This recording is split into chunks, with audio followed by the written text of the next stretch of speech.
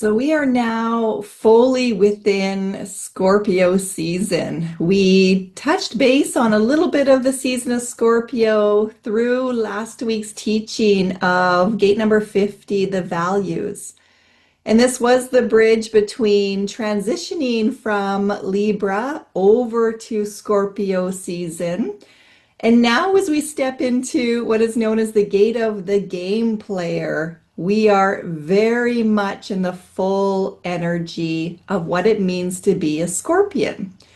So, Scorpio, is all about the element of water.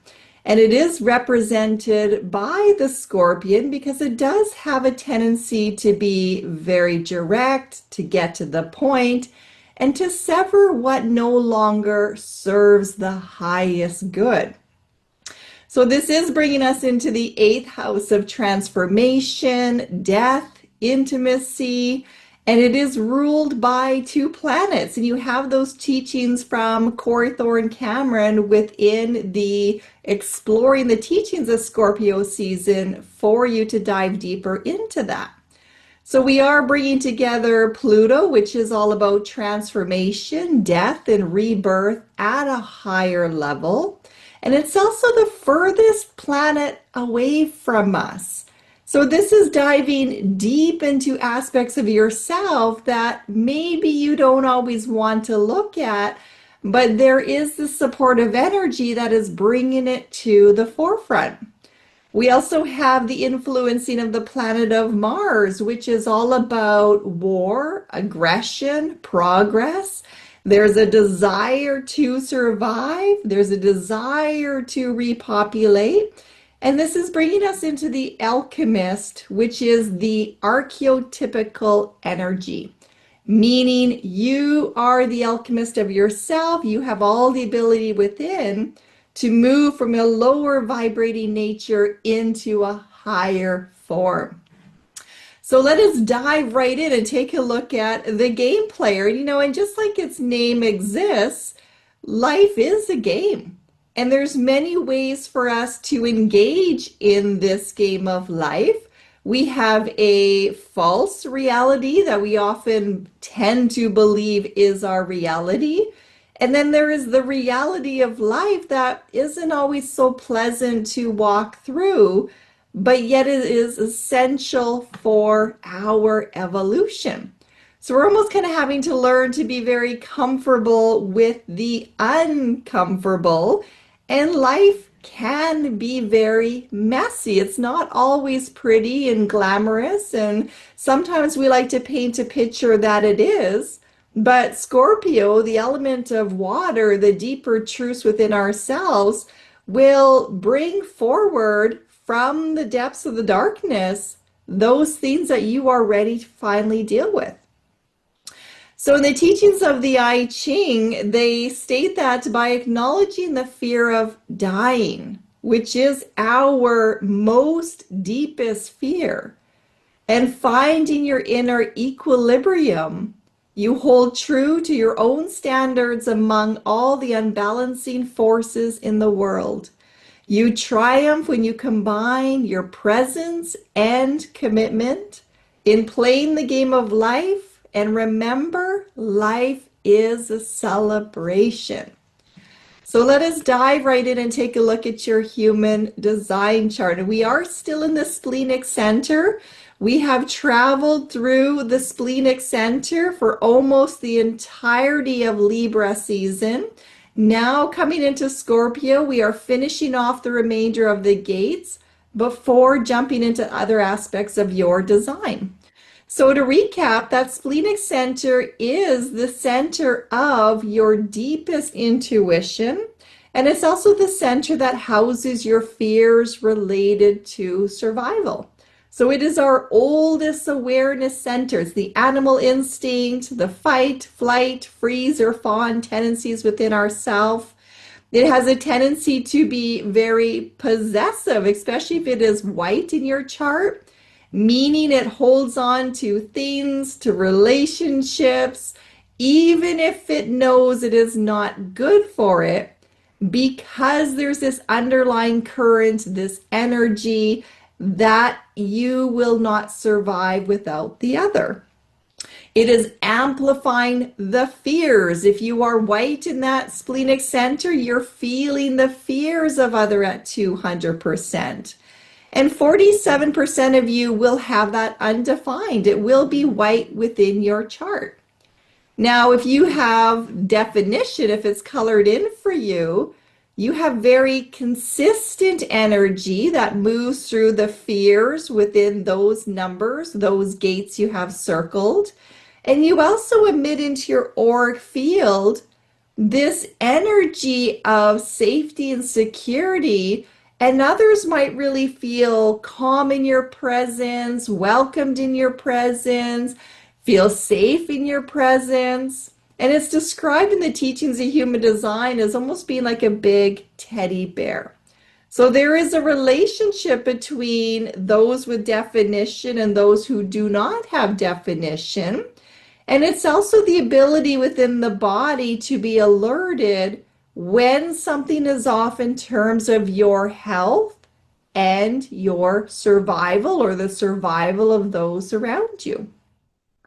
So the gate of the game player, number 28 in your human design chart, this is the awareness to struggle for a purpose or not. So think of the caterpillar in the cocoon. The caterpillar intuitively knows that it has to go through a struggle. It's going through this transformation in order to reach a higher calling. But it is not aware that it's going to emerge as the butterfly. It is in the darkness of the cocoon going through that alchemical change. It's only when it has the courage to recognize that it is now done the process, open up the doors and step into the unknown, that it finally realizes that it has changed form, and now it has to trust that it can fly. So within yourself, your body knows what is worth fighting for, what is worth struggling for, what is worth walking towards, and what is not. What tends to override that intuitive knowing is our mind. So our mind is going to be afraid to take risks, and it'll put on the brakes and say, no, I'm not doing that. Or there's a fear that might be driving you to take more risks than necessary, feeling like there's just no purpose. What is the purpose to life? That is often a question that a lot of people are seeking and searching.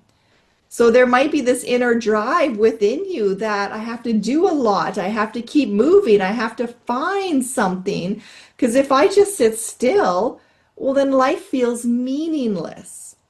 And it's really exploring for yourself how that energy is going to show up, because it's going to be different for each and every one of us. And it's going to matter whether you have that splenic centered colored in, defined, or you do not. It does have the energy in there to really encourage us to engage in the game of life and to take risks. So in its highest form, it is designed to kind of push us out there so that we can learn and grow. So engaging in the game of life means being a player to the reality that you are in, and not pretending that things don't exist, not feeling overwhelmed by what exists, but taking a risk to know that you can navigate your way through no matter what is transpiring around you. So intuitively, we are driven to try to make the most out of life. We are driven to soak in the experience. And why? Because the soul came here to evolve. Your human is the vessel that is housing your soul. Your soul, your light within, it has its own purpose. It has a reason why it chose you, why it chose its specific fears that it wants to overcome in this lifetime. It is forming that partnership, the relationship with you and your higher self, attuning to the soul, attuning to that language within the body that is very quiet and it's very, what's the word for it? It's a very gentle voice. It's a whispering voice. It is a deep inner knowing. But until you quiet the mind, you may not recognize it. You may discount it for what it really is. So we're learning to open up to life. We're learning to recognize that challenges are merely opportunities for growth. And you might even notice that within your own character that you kind of like to live life on the edge. You kind of like to take a risk. You kind of like to dip your toe into the other side and see how far you can push the boundaries. And it doesn't mean that you do it all the time, but you may be recognizing that there are certain situations or certain moments in life where you've just kind of felt this, you know what, fuck it, I'm going to go for it anyway. I'm going to just dive in and I'm going to see what happens. Now, when that's coming from the place of the highest good, you will have beautiful growth. When it's coming from the place of the mind, overriding the wisdom of the body, so making a rash decision and jumping in under emotional pressure, under fear, under just feeling too much antsiness inside the body, too much adrenaline inside the body, then you're probably going to take risks on things that were not for your highest good and have to deal with the consequences that then follow. You may notice within your sign, because this is the game player, so this is going to show up in many different ways. You might be somebody who feels paralyzed by the fear, unable to step out there. You might have severe stage fright, not wanting any attention, not wanting to make decisions, not wanting things to change. And that is a real opportunity to look at conditioning, because it is ancestral in nature and it holds our deepest fears related to survival. This is your opportunity to look at that ancestral pattern, to recognize how the fears of others then become the fear of the child growing up in that environment, the child who was listening in the womb of the mother and was experiencing through the element of water what the mother was feeling, her thoughts, her emotions, how she dealt with challenges.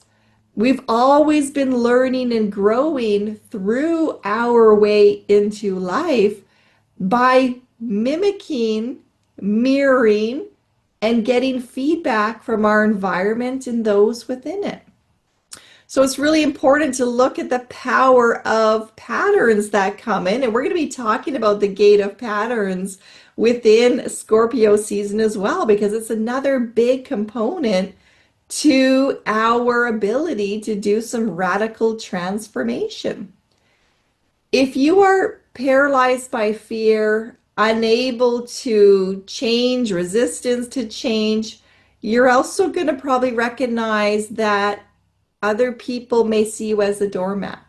You may allow yourself to be walked over more than you know you should be, strictly because there's a lack of ability for those healthy boundaries and to say no. You might find yourself trying to live your life for everybody but yourself. And these are opportunities to really just kind of assess, where are you in the game of your own life? Where are you? And how is this energy showing up for you? Are you someone who is aware of when to struggle and when to not? Do you tend to take a lot of risks? Do you tend to live life very carefully and very cautiously? Do you become paralyzed with fear, or do you feel like you are fearless, like you want to take on the world? The main part of these teachings is really to help us to stay present, to look life in the eye, meaning to engage in the present moment, regardless of the challenges and the struggles that we are facing. So you can't play the game of life just like you can't play the game of chess or you can't play a video game unless you are engaged in what is before you and you are ready to respond within each and every moment. Now think of how many times we check out in our mind, we dwell on the past, we worry about the future, we daydream, we get distracted. How many times are you actually present? How much of your life is actually playing the game of life? So there's some deep contemplations as we travel through these teachings to get a deeper awareness into ourself. And it's probably no surprise that this is part of what is known as the channel of struggle. Because if you're going to take risks and you're going to engage of life, you're going to have to go through struggles. We are here to learn, to grow, and evolve. And unless we have opportunities to problem solve, to have inventive ideas, to find solutions, to overcome challenges, we don't grow.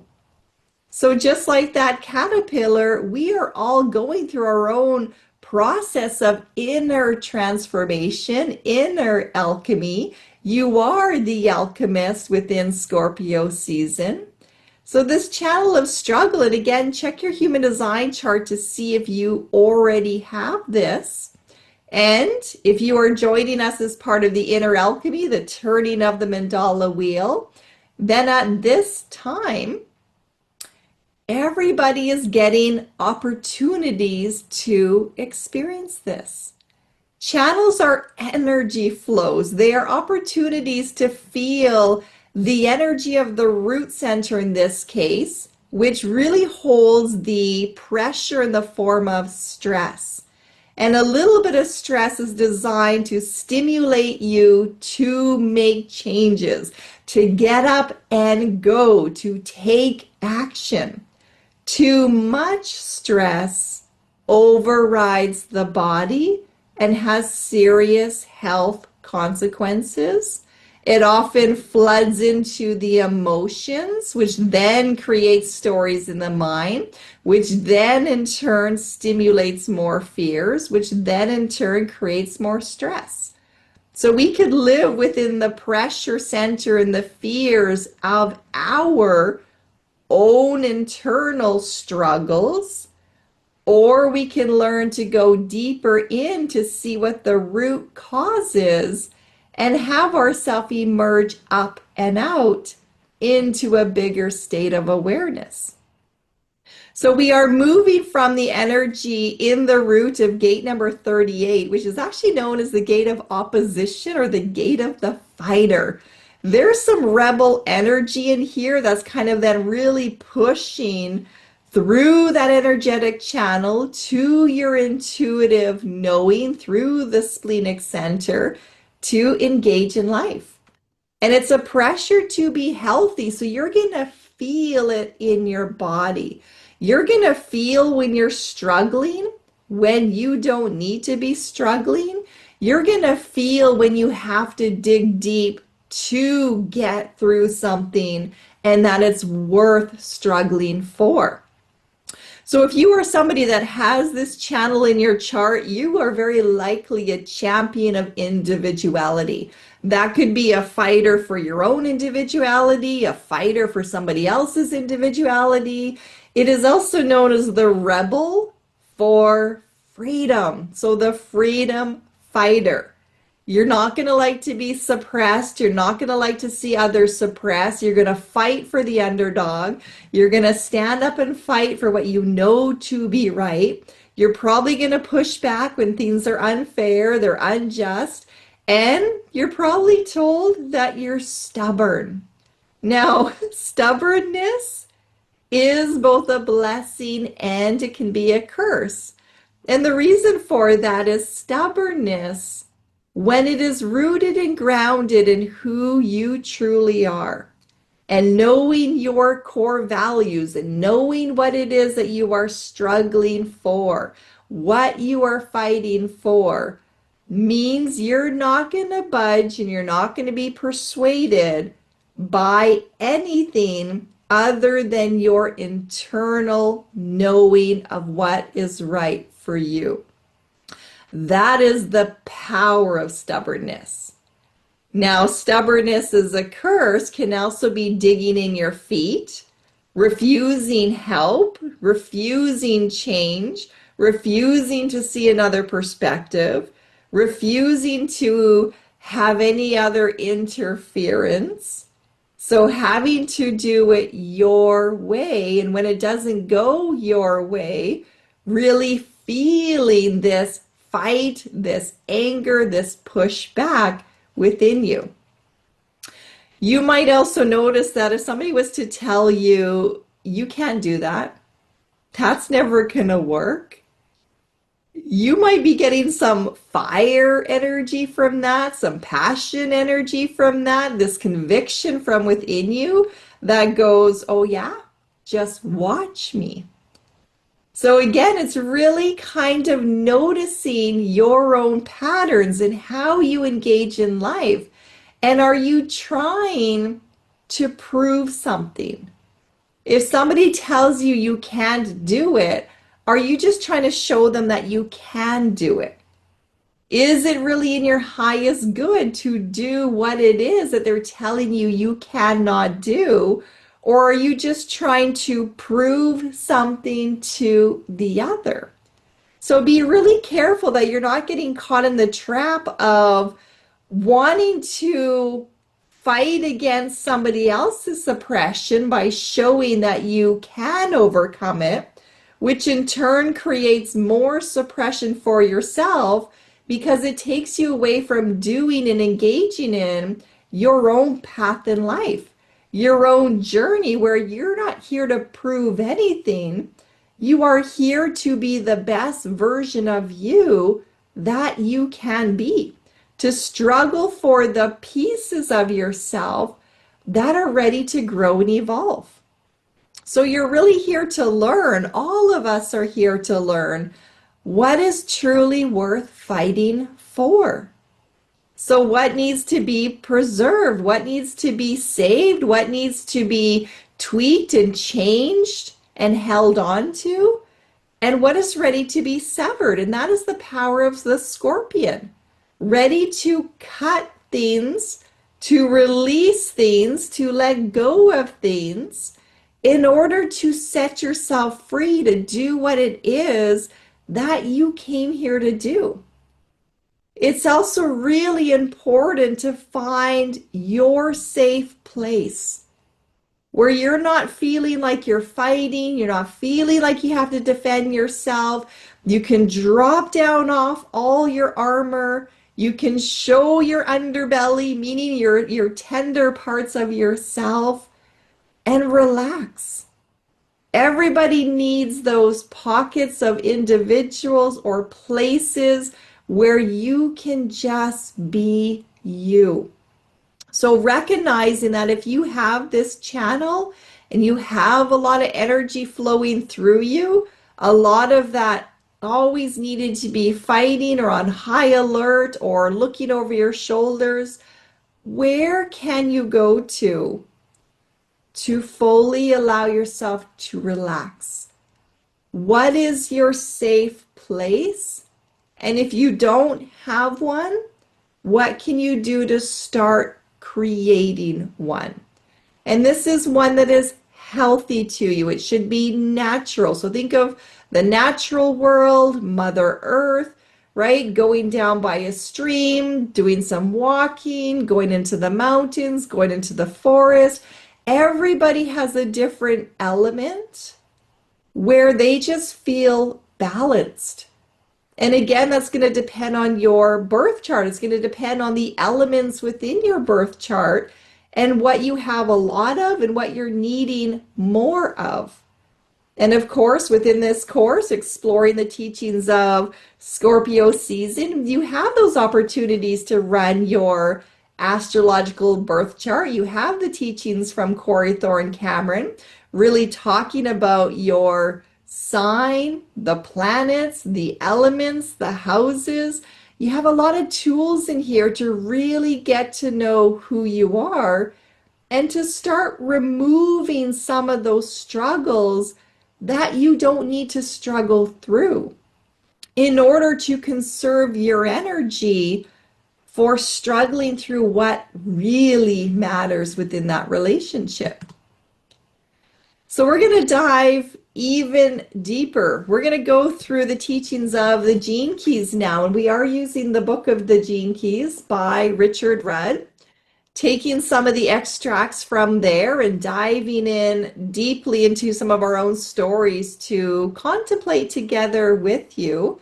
And I highly encourage you to get a copy of the Gene Keys if that's available to you, to read it through, to do your own contemplation.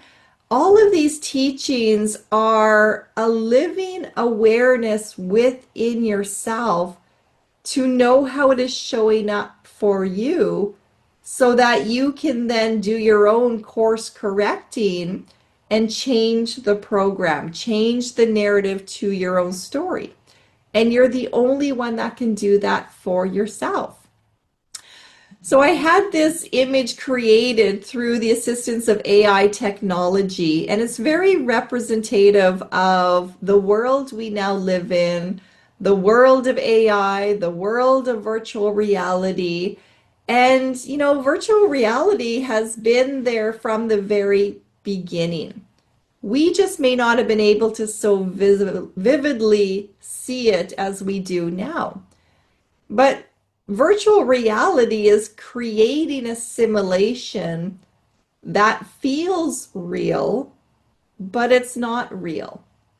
But it can feel so real. You're seeing this through your vision. You're feeling an emotional attachment to it.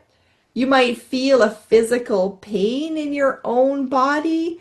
You might feel the sensation, the fear of falling, if that's part of the game, or feeling chased or feeling under attack. So it is stimulating some real responses within your cellular network. Now, before we had these goggles that you could actually put on, we had our mind. And how many times do we escape into our mind to create a story, to create a picture, to create a emotional response to something that actually hasn't even happened yet? Well, that is part of playing the game. Being the game player is catching how we chase stories that aren't real, how we chase illusions that aren't real, how we chase and create situations that aren't real, and how to come back into the present moment. Because the only thing that is real is the present moment. So we're going to dive into talking about the shadow here, which is purposelessness. And when we don't feel like life has a sense of purpose, we often try to create one. We distract ourselves, or we do anything that we can think of to avoid facing what we know may be difficult, may be painful, may require change, may require us to be radically honest, may require secrets to be revealed. And we're going to learn how to embrace the gift, which is the higher aspect of yourself, which is totality. Being in the present moment, no matter what is happening. We are capable of all things. All things do exist. And it's only when you see them and you embrace them, can you then be guided to deal with them appropriately. And we're going to touch base on the highest light aspect that is afforded through the Sudi, which is known as immortality.